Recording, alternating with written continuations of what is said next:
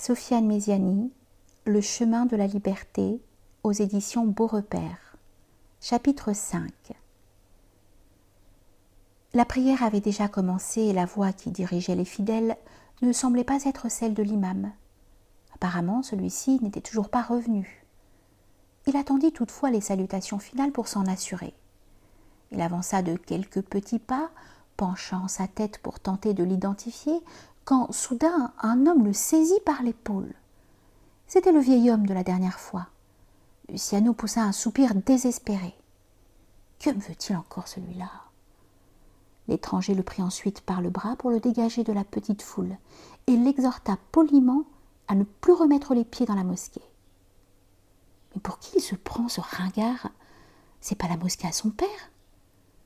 Atterré, Luciano se mit à maugréer et ne put s'empêcher de lui tenir des propos déplacés en guise de réplique.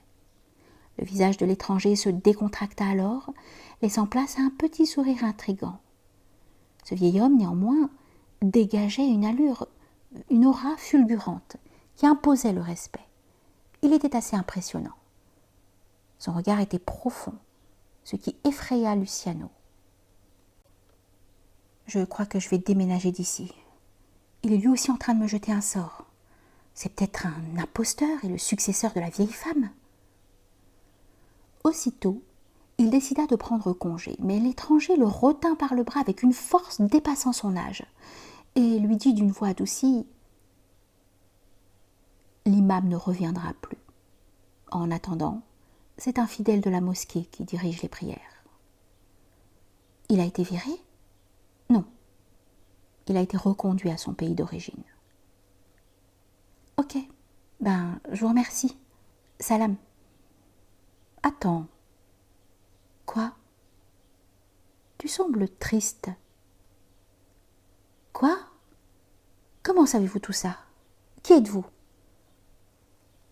La langue est le miroir du cœur, et le comportement reflète avec éloquence parfois l'état d'âme d'un être. Bon, laissez-moi. Faudra d'abord commencer par guérir votre folie. Abasourdi, il sortit de la mosquée, le visage renfrogné, le cœur complètement désorienté.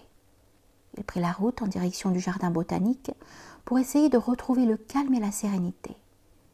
Il avait besoin d'être seul et de réfléchir.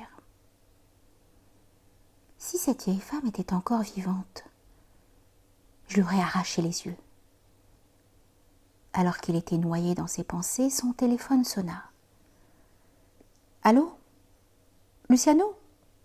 Oui? C'est papa. Comment vas-tu? » Ça va. La dernière fois, je n'avais plus de batterie. Désolé, fiston. Pas grave, papa. À ce propos, qu'est-ce que tu voulais me dire? J'aimerais que tu me rendes un service. Avec joie. J'aimerais que tu ailles me procurer les coordonnées de mon ami. Je les ai égarées. Oui, sans problème. Mais c'est qui, cet ami? Un ami d'enfance que je n'ai plus revu. Il avait déserté étrangement la cité pendant de longues années. Il n'a refait surface que quelques mois avant mon départ. Malheureusement, je n'ai jamais eu l'occasion de te le présenter. D'ailleurs, n'hésite pas à le solliciter si tu as besoin de quelque chose. Je lui ai déjà parlé de toi, et il m'a même fait une promesse secrète. Ah bon? Laquelle? Il ne s'est pourtant jamais manifesté. C'est normal. C'est un homme discret et complètement retiré, mais si tu le sollicites, il répondra possiblement. C'est certain. Oui, justement, ça m'arrangerait. Où je peux le trouver? Il habite près de chez toi, dans le quartier. Dans le quartier? Oui. Ok. Comment il s'appelle? À quoi il ressemble? Et dans quel immeuble il réside précisément? Fiston, je n'ai plus assez de crédit.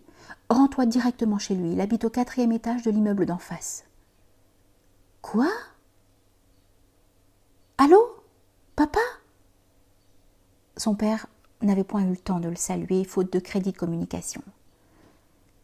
Le 4e étage? Mais c'est là où résidait la vieille femme? Terrifiant.